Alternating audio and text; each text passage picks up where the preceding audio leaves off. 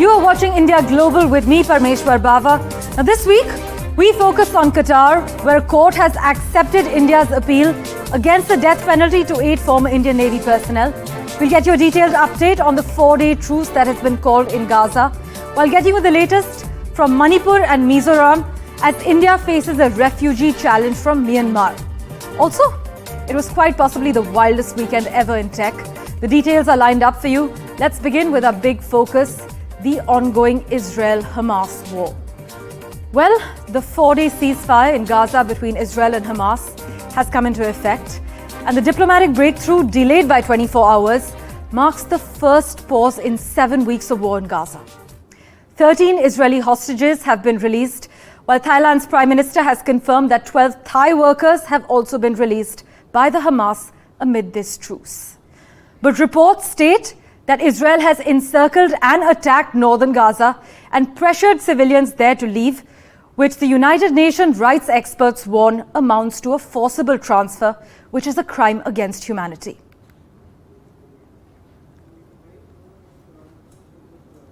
While joining us with the details from Israel, Alan Sorensen, a Middle East correspondent for a Danish daily newspaper. Alan, thanks for joining us live from Haifa. Now, despite the 4-day truce that has been called in Gaza, and even though hostages are being released as we speak, there are also reports of explosions heard in northern Gaza moments after the truce came into effect. And we're also told Israeli troops shot 2 Gazans. What's the situation on the ground? What can you report? Yes, that's true. There have been a few incidents throughout the day. 15 minutes after the ceasefire came into or started, then a rocket was fired from Gaza towards Israel. It didn't hit anything, and it was a single rocket. And thereafter, during the day, there have been several incidents between civilians in Gaza and Israeli soldiers, because the civilians are moving close to the Israeli soldiers. And in some cases, the Israeli soldiers shot.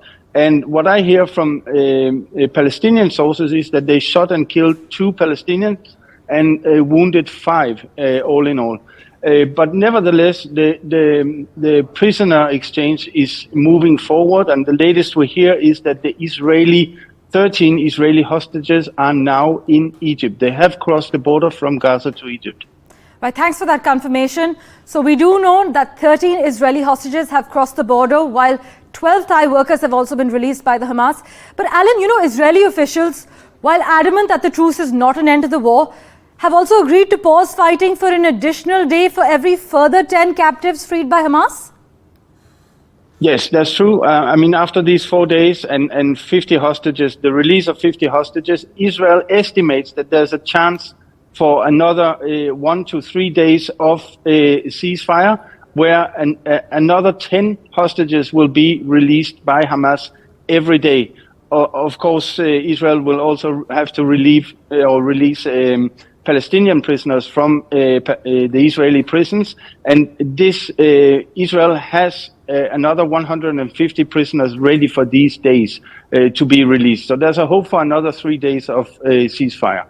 Alan Sorensen, thank you so much as always for joining us with the latest from Haifa, Israel. Well, 8 trucks have begun entering the Gaza Strip from Egypt as well. This happened around 90 minutes after this truce began. But while some 208 trucks are expected to enter Gaza under this truce agreement, many experts assert that it is still a drop in the ocean compared to the 500 trucks that were entering the besieged enclave daily before this war broke out. But an Israeli military spokesman warned that the war is not over yet. Here's our report.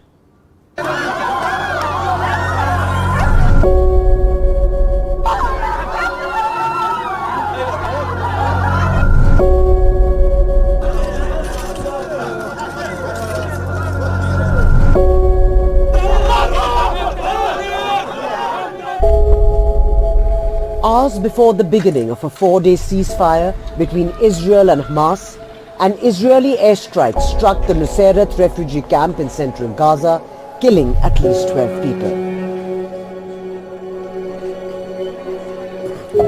Hosni Moharib's wife and several children died in the strike. بكتل الصغار والأولاد والنساء والأطفال According to reports, dozens of Palestinians were killed within hours of the ceasefire announcement. A 4-day ceasefire between Israel and Hamas in Gaza, mediated by Qatar, the US and Egypt, began on Friday morning, a day later than originally planned.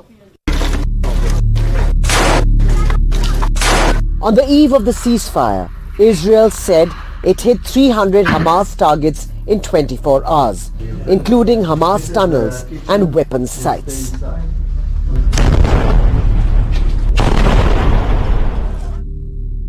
The ceasefire deal has been finalized after intense deliberations. It will ensure the release of at least 50 hostages held by Hamas and about 150 Palestinians imprisoned by Israel. At least 208 trucks would be allowed to enter Gaza during this period. Israel has said that truce could be extended if Hamas continues to release at least 10 hostages per day. Reports of a ceasefire deal started emerging on November 15. Reports said Israel had agreed to move forward with the deal. The next day, US President Joe Biden said the deal was close and Israel finally agreed to it on November 22nd. However, the suffering of Gazans may not end anytime soon, regardless of this brief respite. I think it's a larger battle of civilization against barbarism, the kind of savagery that you saw on your visit. We have to unite to vanquish Hamas. When this war will end is still an open question, as is how it will end. Will this prove to be the second Nakba or occupation of Gaza? With Vishal Vivek, Bureau Report, NDTV. Meanwhile, Hollywood companies have dropped Oscar-winning actor Susan Sarandon and actor Melissa Barrera after their comments about the ongoing Israel-Hamas war. Both these actors have been accused of anti-Semitism.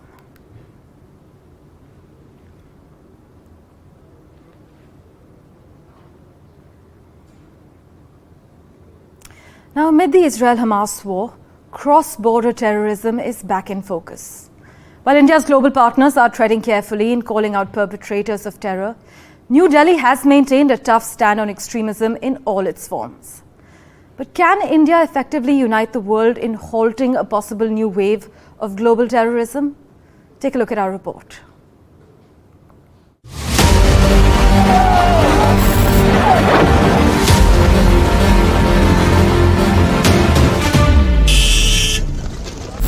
Terror changing its face amid shifting global dynamics. The Khalistan issue continues to strain India-Canada ties, with New Delhi accusing Trudeau's government of shielding extremists.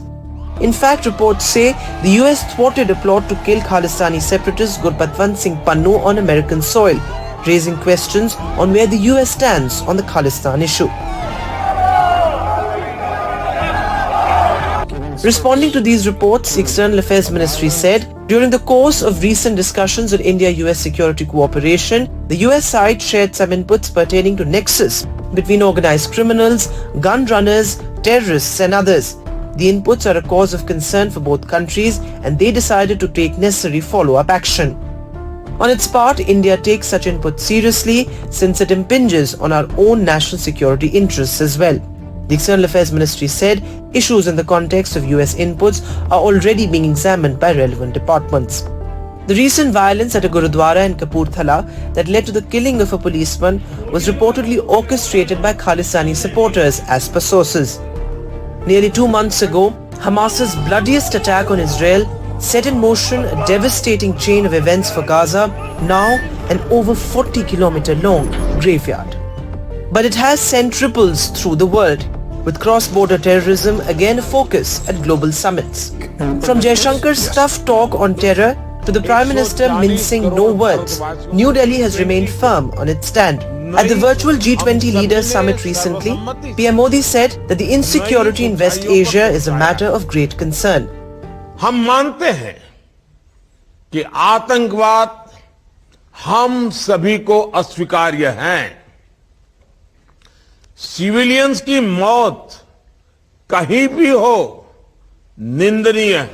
In a parallel but unrelated set of events, militancy resurfacing in Jammu and Kashmir in the shadow of the Gaza war. In just 3 months, several soldiers have been killed in multiple terrorist encounters in the valley. Security force got the tip off that these militants are operating in Bajimal forest, so they launched the operation. They came under heavy firing from militants who were hiding in a hilltop, so they had a locational advantage there. In the latest battle, a Lashkar terrorist was among the 2 gunned down in Jammu and Kashmir's Rajouri. 5 brave hearts from the army lost their lives while leading from the front. In a rare move, Israel has banned Lashkar-e-Taiba, deeming it a terrorist organization for its 26/11 attack on India. This without a respect from India, raising expectations on New Delhi to ban Hamas. The move perhaps is an acknowledgement of India's firm stand on no good terror versus bad terror role play. A call to condemn terror in all its forms and manifestations has been India's consistent position. But can global leaders come together to counter terrorism? India has faced the brunt of terrorism enough over the years. It is this that drives its zero-tolerance policy towards global terrorism. But the big question, will India's allies back it on its position even when the shadow of terror breeds on their own soil? With Nazir Masoodi, Vedant Agarwal for NDTV. And in other news, Pakistan has applied for membership in the BRICS grouping and sought Russia's support. The country's envoy to Moscow, Mohammad Khalid Jamali, has confirmed. Now, Pakistan's application to join the 5-nation bloc that comprises of Brazil, Russia, India, China and South Africa came as the grouping of emerging economies was set for its biggest expansion with 6 new members under Moscow's rotating presidency in 2024. Well, in other news, the Netherlands, long regarded as one of Europe's most socially liberal countries, woke up to a drastically changed political landscape after a far-right party swept national elections. Now, Geert Wilders' Party for Freedom, which advocates banning the Quran, closing Islamic schools, and entirely halting the acceptance of asylum seekers, they actually won 37 seats in the 150-seat House of Representatives. Geert Wilders, who once defended BJP leader Nupur Sharma, is now on track to be the Prime Minister of Netherlands. In 2022, as we had reported, Nupur Sharma had faced massive condemnation for her controversial statements on Prophet Muhammad. Meanwhile, Argentina's president-elect Javier Milei, also known as Buenos Aires Donald Trump, is all set to usher in a new political era. What is driving the world towards the far right? Is it the global economic downturn, anger against rising extremism, rising Islamophobia, or wave after wave of immigration? Well, take a look at this report.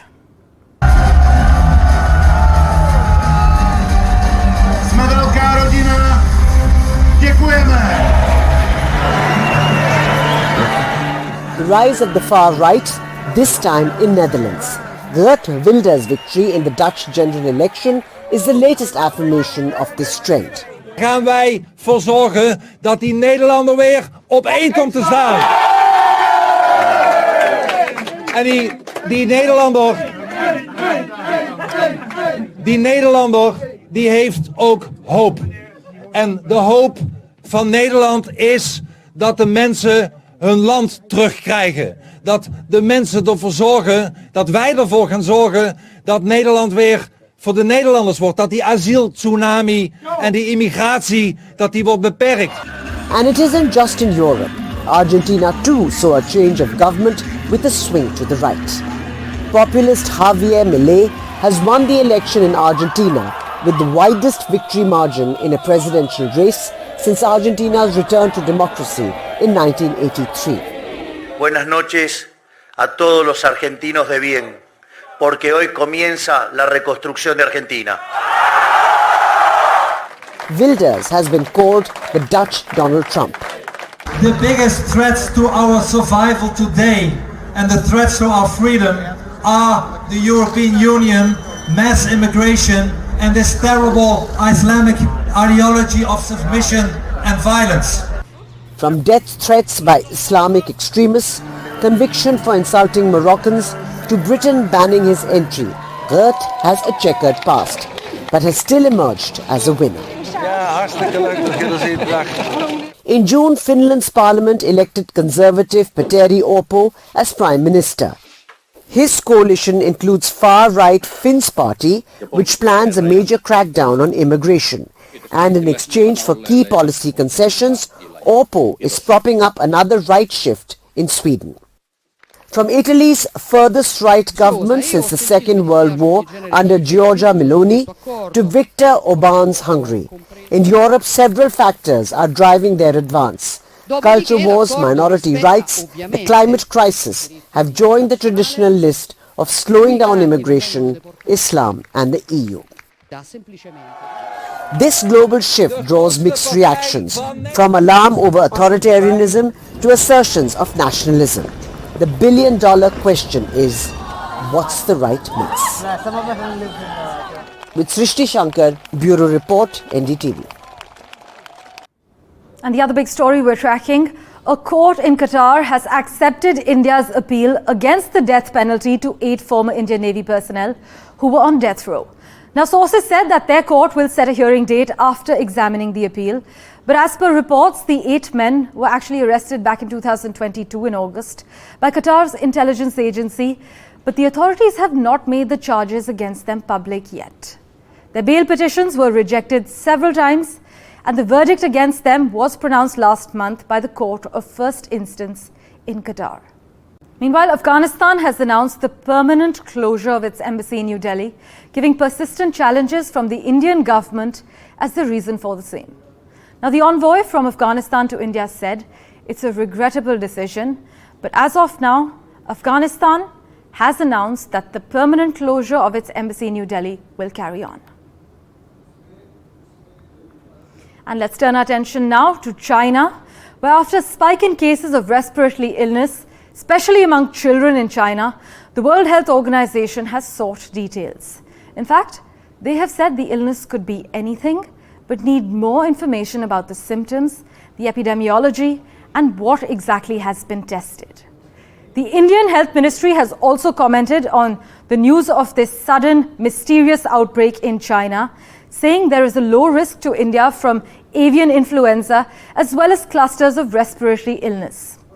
The government, in fact, further said it was closely monitoring the outbreak of H9N2 as well as clusters of respiratory illness as far as children are concerned in China, adding that India is prepared for any kind of emergency that may arise from this current influenza situation that China is witnessing.